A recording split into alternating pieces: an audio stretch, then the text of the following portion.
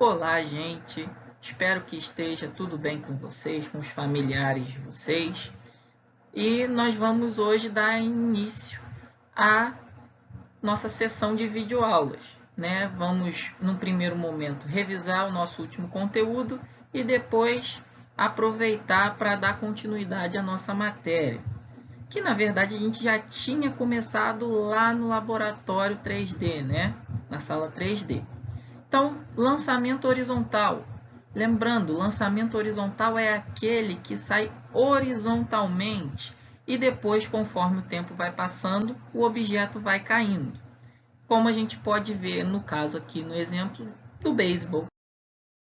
Ou também no caso de uma bolinha que rola numa mesa. Quando ela chegar na ponta, ela vai começar a cair. Mas o início do seu movimento foi horizontal. E, posteriormente, quando ela estiver caindo, nós teremos um movimento semiparabólico, ou seja, metade de uma parábola, formando essa linha vermelha que vocês veem, que a gente viu bastante em sala de aula. E aí a gente tem características nesse tipo de movimento. Nesse tipo de movimento, nós temos na horizontal um movimento retilíneo uniforme, ou seja, a bolinha se movimenta na horizontal sem variar a sua velocidade.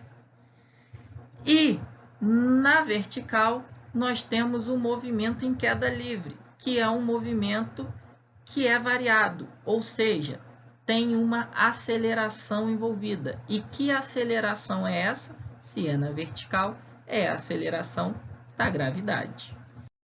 A gente viu algumas expressões para podermos calcularmos essas grandezas, como, por exemplo, a altura. Como que nós obtemos a altura?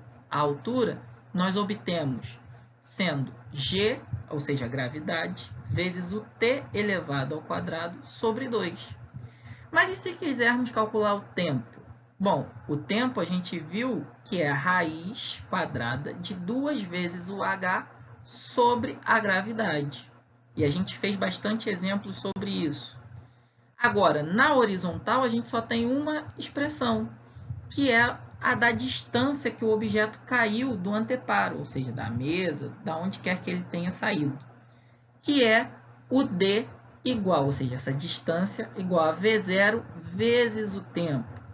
Então, a gente viu isso em umas 2 aulas, né? A gente foi para a sala 3D, a gente viu essa questão, que eu vou mostrar de novo mais para frente, mas a gente viu também que eu tenho 2 velocidades. Se eu tenho 2 movimentos, um na horizontal e um na vertical, a gente tem duas. Uma velocidade na horizontal, que é a velocidade em x.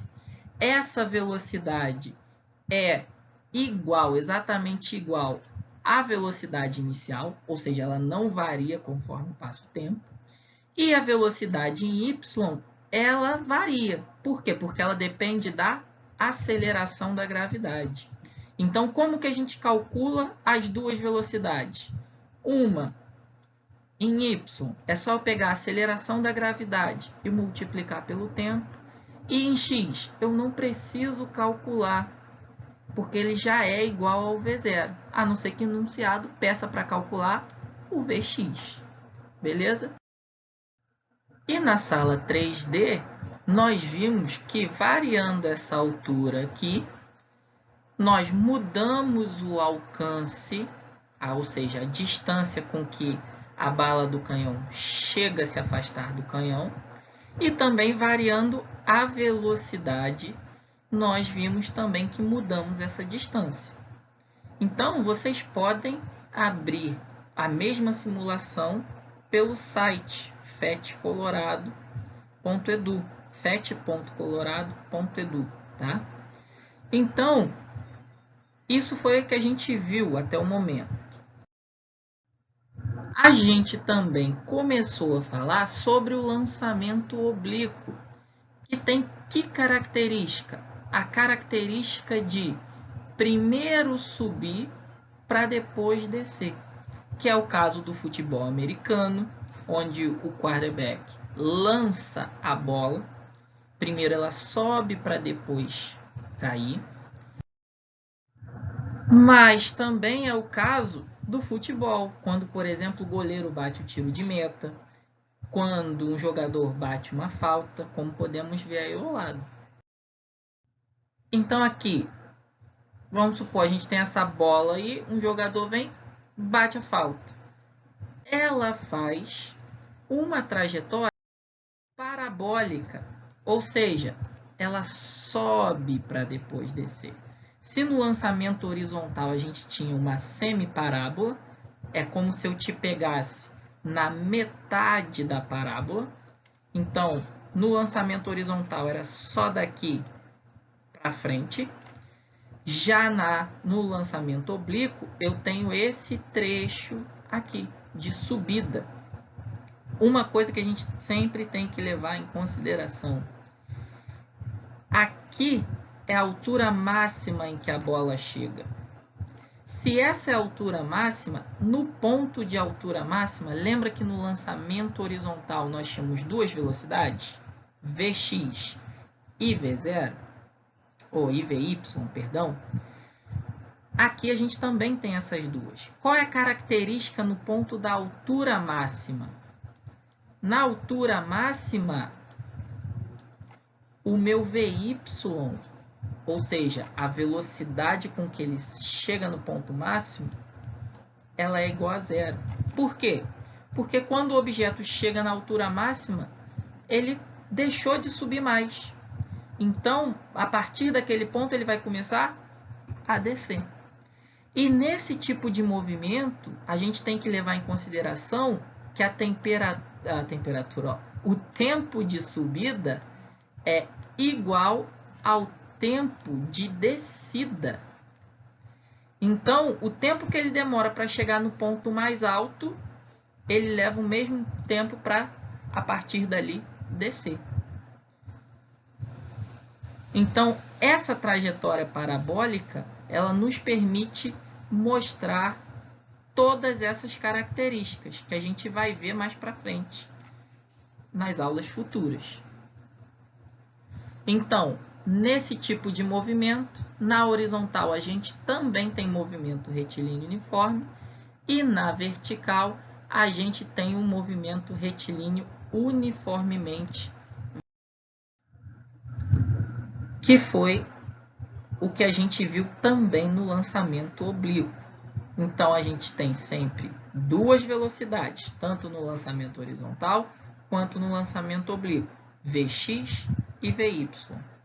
Beleza? Qual é a diferença? Lançamento horizontal, ela sai horizontalmente para depois descer. Lançamento oblíquo, ela sobe e depois desce. E também nós falamos naquela aula da sala 3D em relação aos ângulos de lançamento.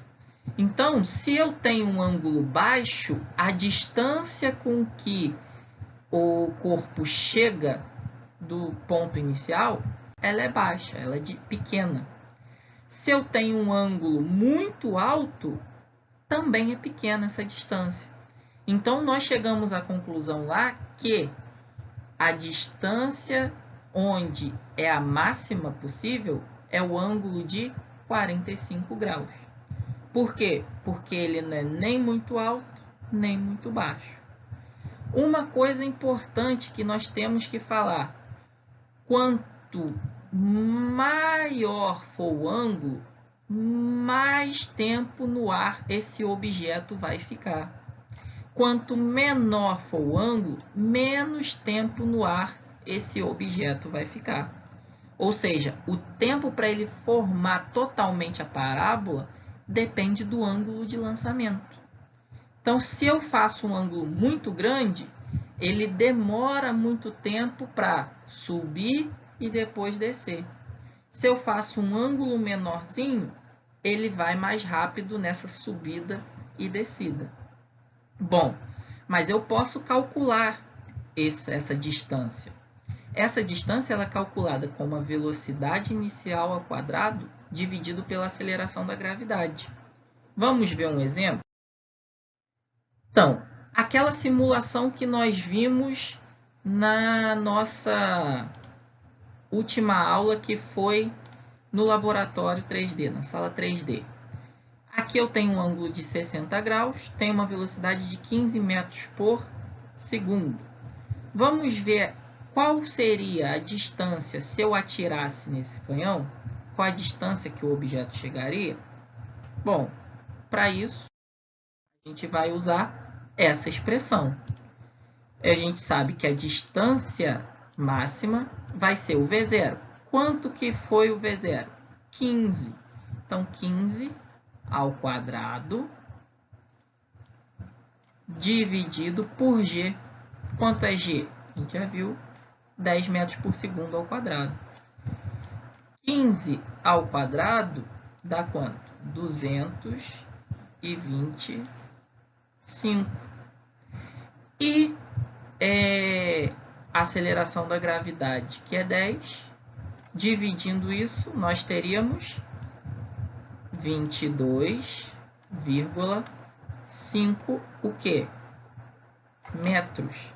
Então, para eu calcular a distância máxima que esse objeto chegaria com essa velocidade inicial, seria quanto?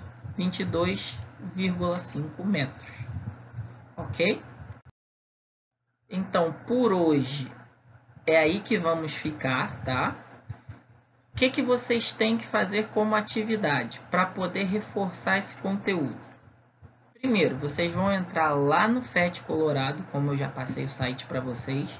FET com PH, tá? phet.colorado.edu. Vocês vão achar essa animação lá na parte de física e vão clicar na parte aqui, ó, nesse último quadradinho, laboratório. E vão brincar assim como a gente brincou lá no laboratório 3D, fazendo essas simulações. E além disso, vocês vão fazer os seguintes exercícios da apostila para a gente poder relembrar. Vou pegar minha colinha. A página 311, números dos exercícios 24 e 25, e página 316, número 8 e número 7, tá ok? Então, página 311, 24 e 25, página 316, 8 e 7, beleza? Abraços e até a próxima.